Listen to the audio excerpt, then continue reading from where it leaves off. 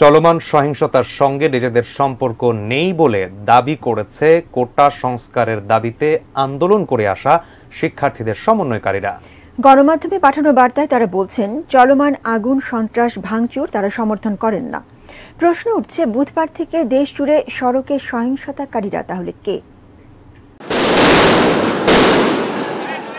কোটা সংস্কারের দাবিতে গত কয়েক সপ্তাহ ধরে চলা আন্দোলন বুধবার রাত থেকে ভয়াবহ রূপ নেয়। সড়কে সড়কে মারধর, ভাঙচুর আর নৈরাজ্য পরদিন গিয়ে ঠেকে বিটিভি ভবনে আগুন, ভাঙচুর, লুটতরাজে।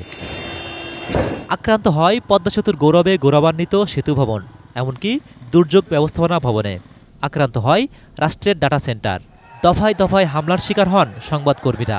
আগুন দেওয়া হয় টোল প্লাজায়। ভাঙচুর গিয়ে ঠেকে ব্যাংকের এটিএম বুথ লুটে। শুক্রবার সকাল থেকে বিভিন্ন সড়কে যারা অবরোধ ও সংঘর্ষে ব্যস্ত ছিল তাদের মধ্যে শিক্ষার্থীর সংখ্যা খুব একটা চোখে পড়েনি। কোনো কোনো স্থানে পিকেটিংয়ে ব্যবহার করা হয়েছে শিশু থেকে শুরু করে নিম্ন আয়ের মানুষকে। তখন থেকেই প্রশ্ন উঠছে, এরা কারা? শিক্ষার্থীদের আন্দোলনে কেন তাদের থেকে অন্যদের সংখ্যা বেশি? এরকম অবস্থায় শুক্রবার বিকালে গণমাধ্যম কর্মীদের কাছে বার্তা পাঠান কোটা সংস্কারের দাবিতে আন্দোলনের সমন্বয়কারীরা।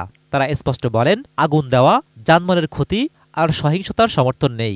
তাদের দাবি সম্পূর্ণ অরাজনৈতিক। একই সঙ্গে কারো রাজনৈতিক স্বার্থ হাসিলে শিক্ষার্থীরা ব্যবহৃত হবে না বলে জানানো হয়। Zahid Hossain, ATN news, Dhaka.